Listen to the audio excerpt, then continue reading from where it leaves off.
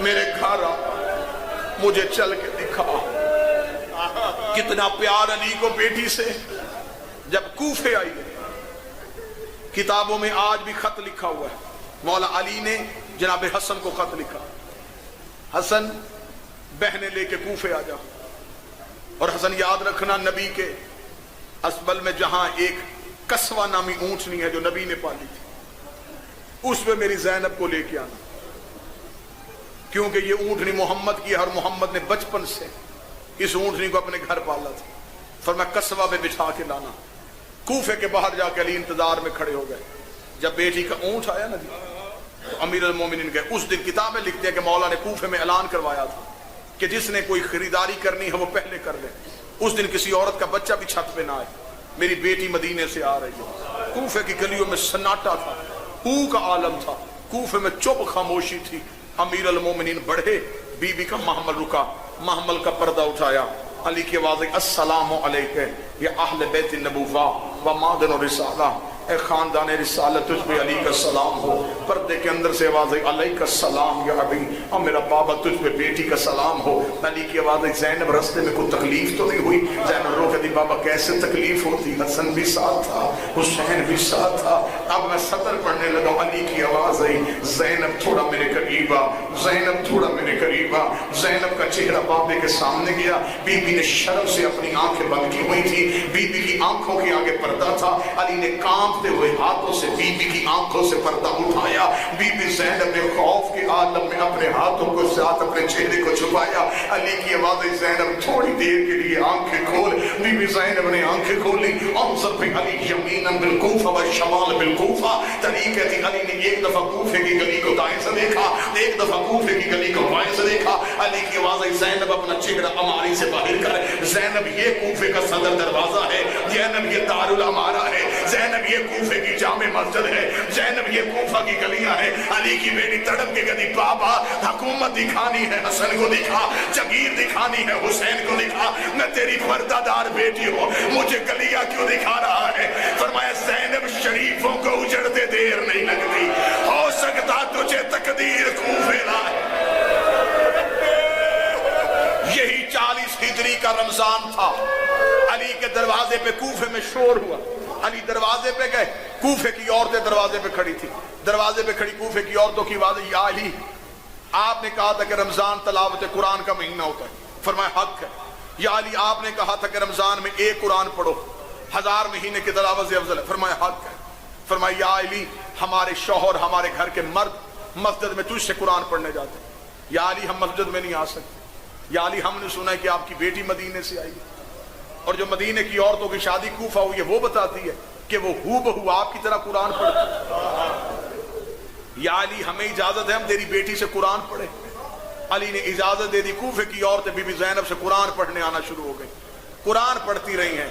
کتابیں کہتی ہیں کہ رمضان کی پہلی 10 دن گزرے تھے، یا علی کی بیٹی نے کوفے کی عورتیں زینب کے سامنے قرآن پڑھے ہی تھی، بی بی نے دیکھا کہ کوفے کی عورتوں ایک مرتبہ قرآن سے نظریں اٹھاؤ، قرآن سے نظریں اٹھائیں، فرمایا تھوڑی دیر کے لیے میرا چہرہ دیکھو۔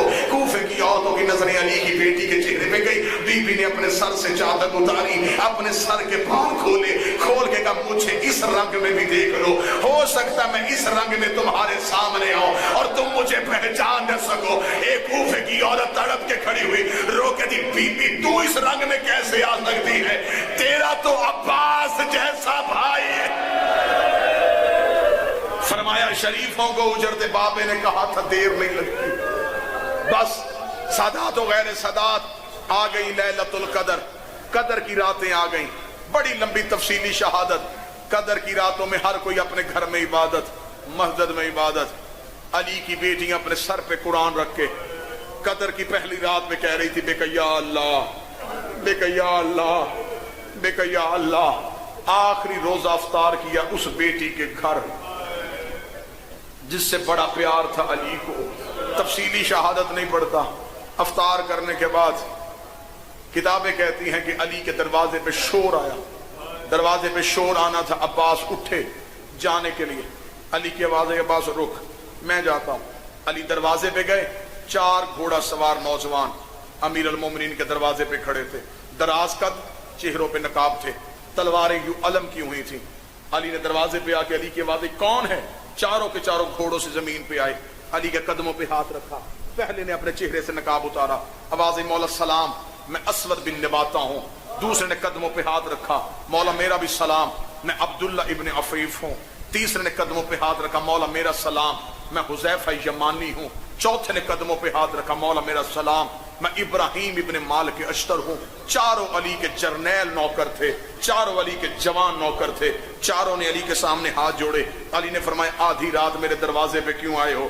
دیکھا تھا یا علی منت کرنے آئے ہیں، کوفے کے حالات بہتر نہیں ہیں، یا علی جب سے یہ 40 ہجری کا رمضان شروع ہوا ہے مولا تیرے خطبوں کا رنگ تبدیل ہو گیا ہے، مولا تو نے پچھلا خطبہ دیتے ہوئے پوچھا تھا آج کون سی رمضان ہے، مولا ہم میں سے ایک نے کہا تھا 17 رمضان ہے، تو نے کہا زیادہ دن گزر گئے تھوڑے دن رہ گئے ہیں۔ یا علی آپ سے ایک صحابی نے سوال کیا تھا مولا آپ نے اس رمضان اپنی داڑھی کو خضاب کیوں نہیں کیا؟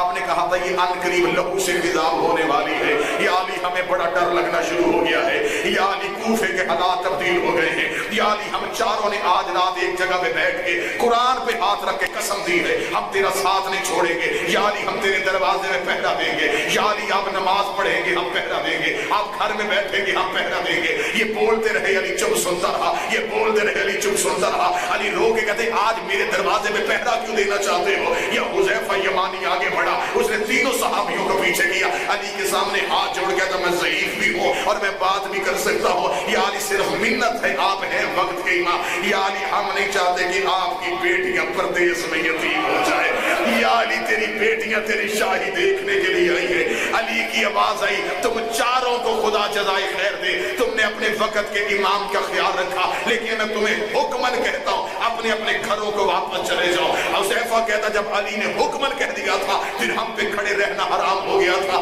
ہم اپنے اپنے گھوڑوں پہ بیٹھے، ہم نے کوفے کی گلی سے نکلنا شروع کیا، علی اپنے دروازے پہ کھڑے ہمیں دیکھ رہے تھے۔ حذیفہ کہتا میں پوری زندگی وہ منظر نہیں بھولا، جب میں علی کی گلی کا موڑ مڑنے لگا میں نے آخری بار پیچھے مڑ کے علی کو دیکھا، علی ہاتھ ہلا کے کہہ رہا تھا حذیفہ اللہ کے حوالے، حذیفہ مجھے اللہ کے حوالے کر دو۔ حذیفہ کہتا میں روتا روتا گھر آ گیا، حذیفہ کہتا روتا ہوا میں گھر آیا، میں نے اپنے سر سے امامہ اتار کے زمین میں پھینکا، اپنی تلوار اتار کے میں نے دیوار پہ ماری، میں نے زمین پہ بچوں کی طرح ایڑیاں رگڑ رگڑ کے رونا شروع کیا۔ میری زوجہ کمرے سے نکل کے آئی، اس نے کہا حذیفہ شرم کر، علی کا نوکر ہو کے بزدلوں کی طرح رو رہا ہے۔ اس نے کہا بزدلوں کی طرح نہیں رو رہا، ہم علی کے دروازے میں پہرا دینے گئے تھے، علی نے ہمیں واپس بھیج دیا ہے، کوفے کے حالات ٹھیک نہیں ہے، ہمیں ڈر لگ رہا ہے کہیں ہمارے مولا کو کچھ ہو نہ جائے۔ حذیفہ کہتا میری زوجہ نے کہا تسلی کر، وہ فاتح خیبر ہے، کس کی جرت ہے ہمارے مولا کی طرف آنکھ اٹھا کے دیکھے۔ حذیفہ کہتا وہ تسلیاں دیتی رہی، میری آنکھیں بند ہو گئی، میں وہی ریت میں سو گیا۔ تھوڑی دیر کے بعد میری بیوی نے مجھے جھنجھوڑا، جو جوڑ کا حذیفہ آنکھیں کھول، یہ دیکھ شور کیسا ہے۔ حذیفہ کہتا میں نے کان لگایا، آواز آئی قد قتل امیر المومنین، زینب کا بابا مارا گیا، حسین کا بابا مارا، ماتم کر جو علی کا مسائل سنے آئے۔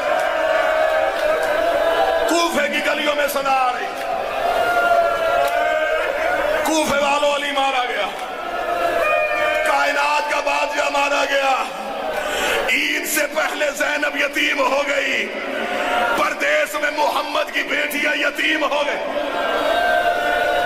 حذیفہ کہتا میں ننگے پاؤں دوڑا، حذیفہ کہتا جب میں دوڑا تو میں نے دیکھا مسجد سے زخمی علی کو لایا جا رہا۔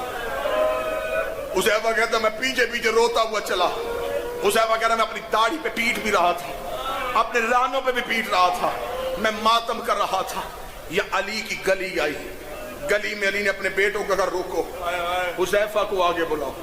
حذیفہ کہتا میں قریب گیا، میں نے امیر المومنین کے قدم پکڑ لی، میں نے رو کے کہا تیری رات منت کر کے گئے تھے، ہمیں دروازے میں پہرے دینے دے، مولا مجھے بتا زخم کتنا گہرا آیا ہے۔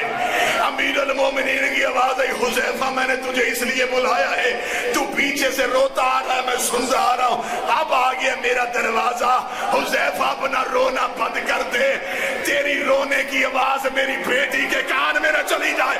اللہ جانے وہ بندہ شیعہ ہی نہیں جو ماتم نہیں کر سکا۔